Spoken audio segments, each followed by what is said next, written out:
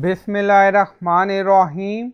Assalamu alaikum. My name is Hassan and today we are going to hide section, row or column for mobile layout in Flatsome UX Builder in WordPress. Before starting work, it's my request, please subscribe my channel. Thank you. Now back to our work. So we are in page and then on left side you see section, row, column. So click on section. And then you see setting icon, so click on it, and then you see option, so again click on it.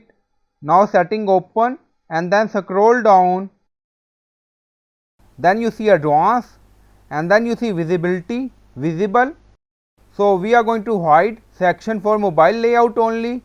Now select and then you see hide for mobile. So this whole section hide for mobile layout and then you see mobile, so click on it.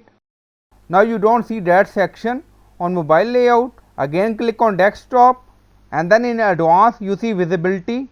Now select visible again. Now we are going to hide row for mobile layout. Now click on back and then you see row settings, so click on it. Again click on option. Again scroll down, at the end you see visibility. Drop down, select hide for mobile. Again click on mobile layout. Now you see row is, again click on desktop. Now back, again scroll down. Now select visibility, visible. So we are going to hide column for mobile layout. Now click on back. Now you see we have two column. Now select image column.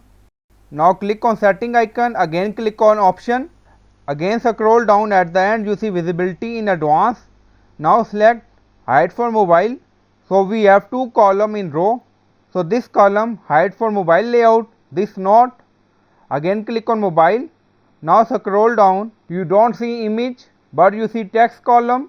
Again click on desktop and then click on apply. So it's up to you. So if you want, you can hide section for mobile layout, row and column according to your requirement. So I hope you like this video. Please like, comment, share, subscribe. Thank you for watching.